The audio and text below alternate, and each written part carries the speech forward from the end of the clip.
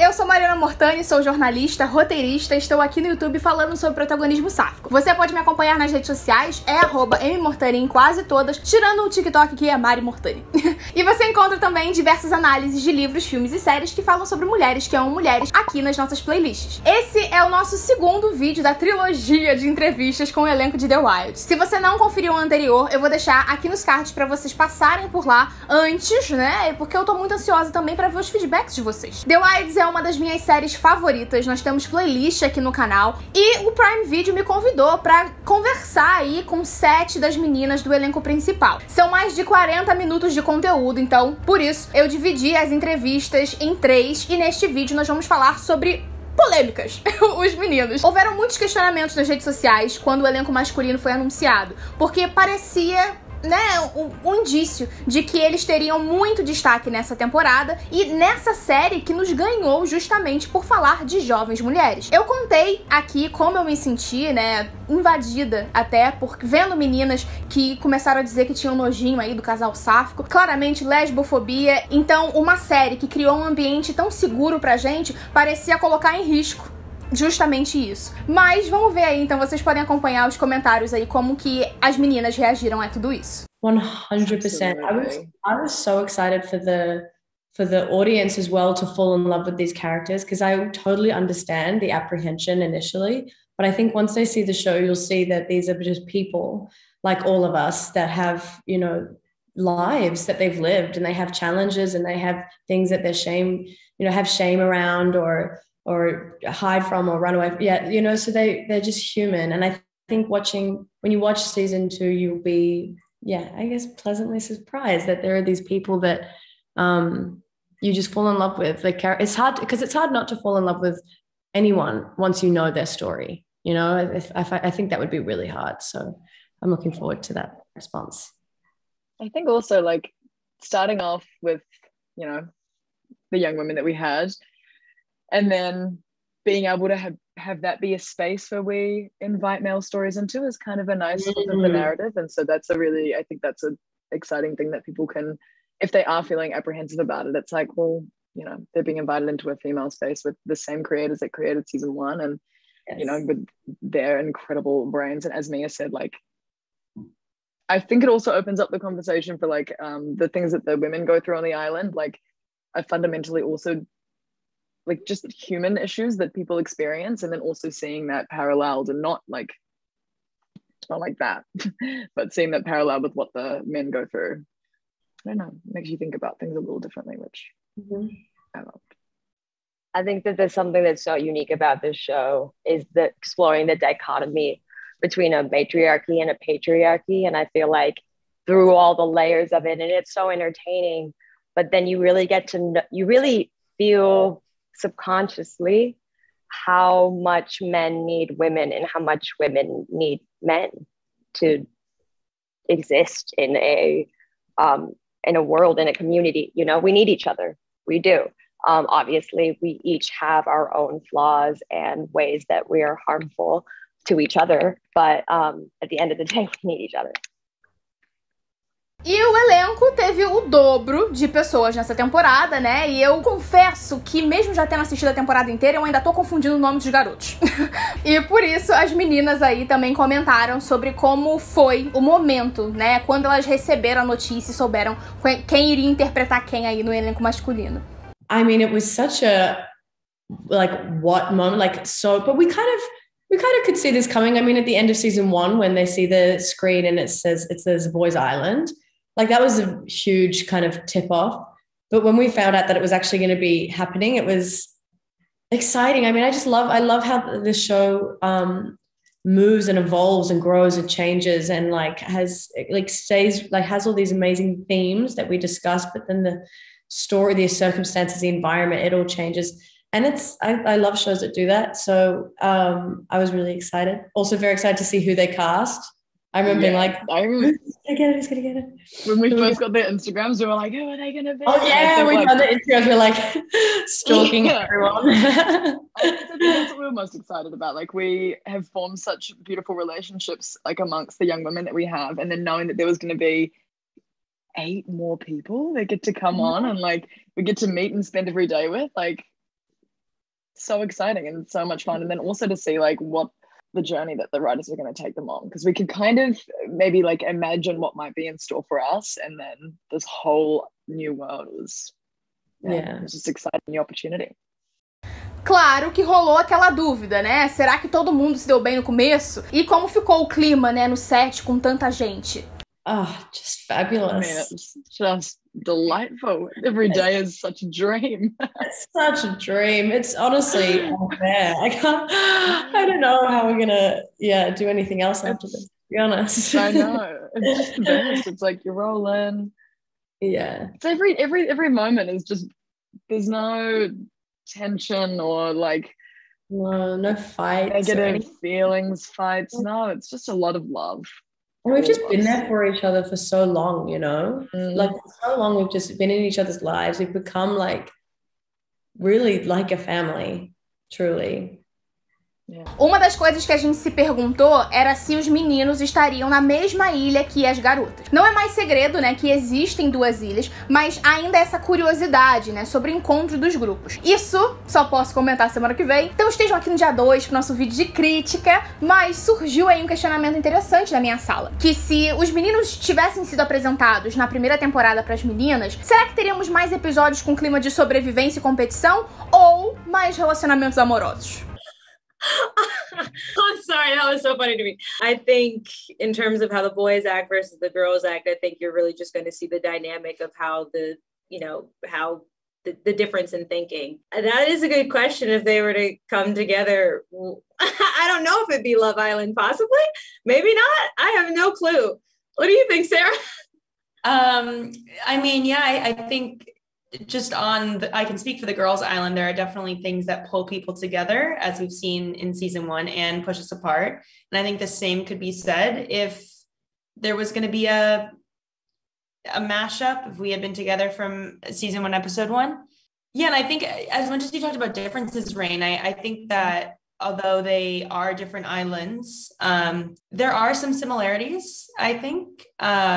And it's up to the audience, the viewers, to decide how they feel about Gretchen's experiment and how they think the islands have dealt with the challenges that they were met with. Eu tenho uma opinião diferente, porque se Tony e Rachel já causaram ali um estrago na primeira temporada, explosão atrás de explosão, imagina com esses garotos lá. E parece que eu não tô sozinha nessa, porque quando o mediador da sala falou lá, a sala de Jenna, Channel e Sofia, comentou que as respostas de Rain e Sarah tinham sido diferentes, as reações foram ótimas. Opa. I think definitely a Survivor season. Survivor season for sure. Love meeting the boys. We all have like friendly kind of competition against each other. We're all kind of just joking around, and I think it would turn into a Survivor season. Absolutely. The answer to that would be a Love Island. So.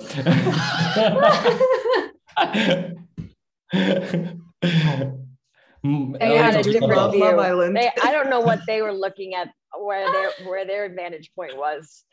Because they both want to be with me, guys. That's where did they see? Oh, right, that's right. They're both in love with Shannon. Yes. I forgot. It's a secret. Both islands. There's 2 islands. There's 2 Love Islands. They're both secretly like, well, Love Island, but.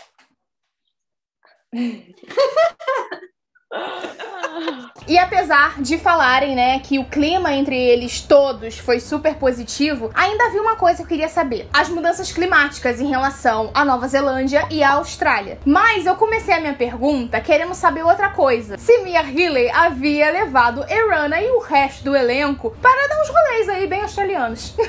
Rana, you are very happy to be able to introduce New Zealand to the girls during the first season shooting. Now you have gone to Australia. Mia, did you take Rana and the rest of the cast to your favorite spots? Can you tell us about some stories? Well, I am not from Queensland, so it was very new for me too.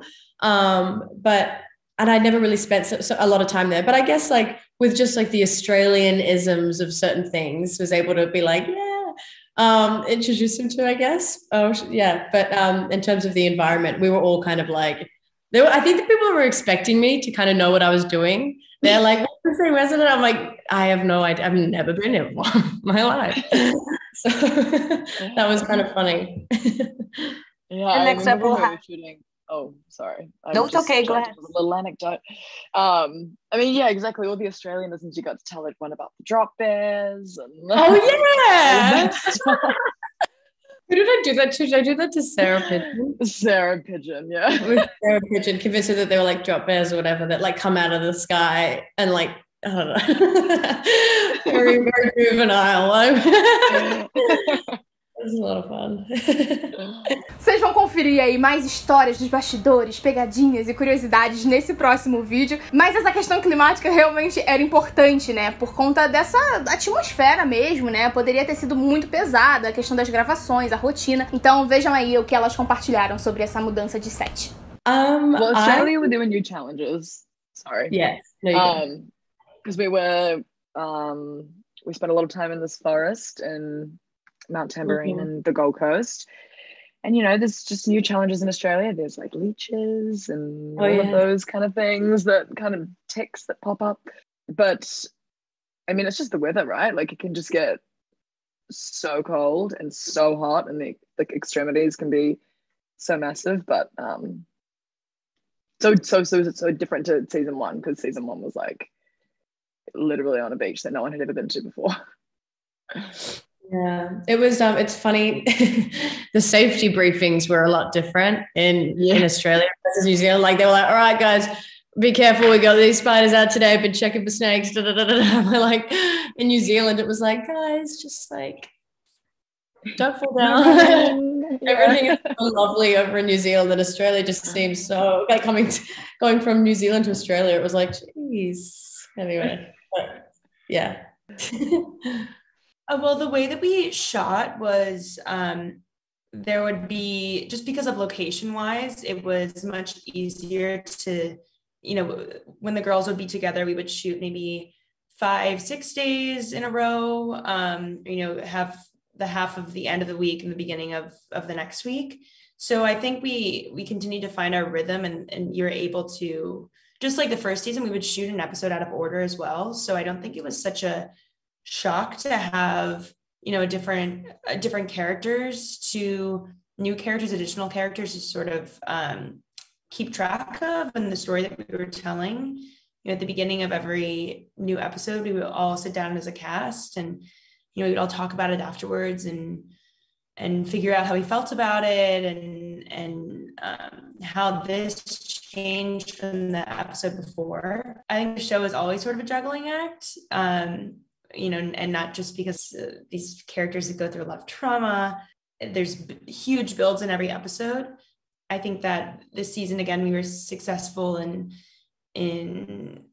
really telling the truth of each story, and consistently and well.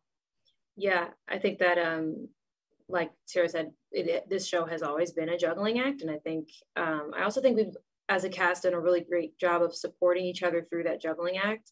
It's something you do kind of get used to when you say it out loud. When you think about the schedules that we have, you're like, a lot of people might just be like, what? But we, after like, I don't know, maybe 2 weeks, we're like, oh yeah, this is just, you know, how it goes, and getting the different information and just going for it.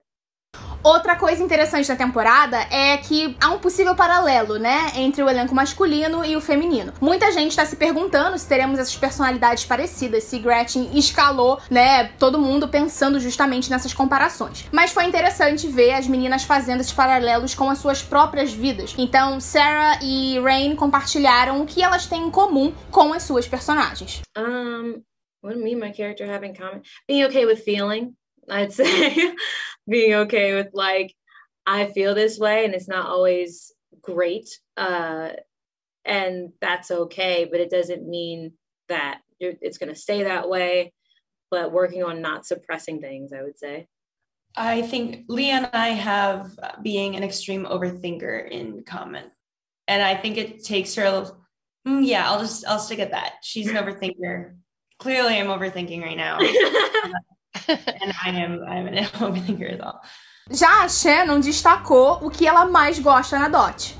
She's funny as hell. She's so funny. I love how funny she is. And she has the most comfortable practical costume, which is a dream. Those cargo shorts, they never get old. I'm glad I never changed pants throughout the entirety. I never changed pants. She just wore the whole time. She's method. A method. Yeah, I didn't actually take them off ever. She left the set with them. It was weird. It was really weird, but we let her do. Yeah. She had rashes. Thanks for accepting me, guys. E pra Mia e Erana, a pergunta foi diferente. Quais aspectos das personagens elas gostariam de ter em suas vidas reais e quais características pessoais elas gostariam de dar para Tony e Shelby? I love that question. Oh, that's a good question. I would love Shelby's like organizational skills. Like she's like up every morning and she's making her bed and you just know that everything is like exactly where it needs to be because she's so like controls her environment. I think I need a bit of that. I think I'm way more like loose and messy than Shelby. So I'll probably take that. And so I'd probably just give her my security in myself. I'd want Tony's courage. She's quite a courageous girl. She really goes for it. I quite like that. No, not thinking about things so much. And I'd give her, I don't know. Oh no, that would be mean. I can't say that. I was going to say my wardrobe, but no, I love what Tony wears. I do love it. Oh, I don't know.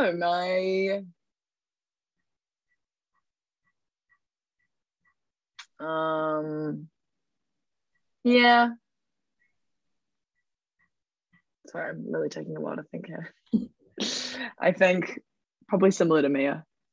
Just maybe Tony could be a little more solid in her sense of self. So I'll give her a bit of that. Or your patience, because I feel like you're really patient. That's a great one. Yeah. She needs that too. Patience. O elenco de The Wilds tem uma coisa muito especial, que é a gente realmente ver muito das personagens nas atrizes, né? No vídeo passado, elas falaram sobre o que tentaram mudar. Pra Jenna, por exemplo, né, foi muito importante se aproximar mais da personagem, do seu lado pessoal. Enquanto pra Sofia, essa temporada foi como uma tentativa de separar um pouco mais ela mesma da sua personagem para que as coisas não ficassem confusas. E com certeza, as atuações vão evoluir a cada temporada. Temos praticamente 1 ano de diferença entre as gravações e, obviamente, já tendo assistido a segunda temporada, minhas expectativas já estão aí morando sozinhas de tão criadas pro futuro de Tony e Shelby. E sem adiantar muito pra vocês, Mia e Erana falaram o que elas esperam pro futuro das personagens. E a partir dessa resposta, eu quero saber quais são as suas apostas também. I think I've said this before a while ago, but it's still very true to me. I want to see Shelby just be able to, look at herself in the mirror and smile and feel comfortable with who she is and allow people to be in her life and not feel like she has to control everything. And I want to see her just have her freedom that she deserves, walking down the street proud, out and proud. That's what I want for her. Yeah. I think I want Tony to accept the love that she's given because she deserves it. She deserves to feel loved. So I want her to feel that in its entirety. Parece que o caos se instalou por aqui, a gente tem música na rua, a gente tem a bateria da câmera que acabou mesmo estando carregada. É sobre isso, tá tudo bem, tá tudo ótimo, que essa entrevista aí foi tudo lindo, eu espero que vocês tenham curtido também, né? E agora eu vou ficar aqui, né, na expectativa pra saber o que vocês acharam. Olha que incrível que isso aconteceu, eu tô muito agradecida a todo mundo que acompanha o canal, porque se isso aconteceu, se essa entrevista eu fui convidada pra isso, foi porque vocês aí estão me acompanhando e estão mostrando que o meu conteúdo é relevante aqui no YouTube. Não esqueçam seus likes, se inscrevam se estão passando aqui pela primeira vez e comentários. Tô esperando vocês lá. Beijo e até o próximo vídeo. I have 2 vying for the top spot on my list, but the one that opens the 8th episode, I think. Oh, yes. That one. Yes.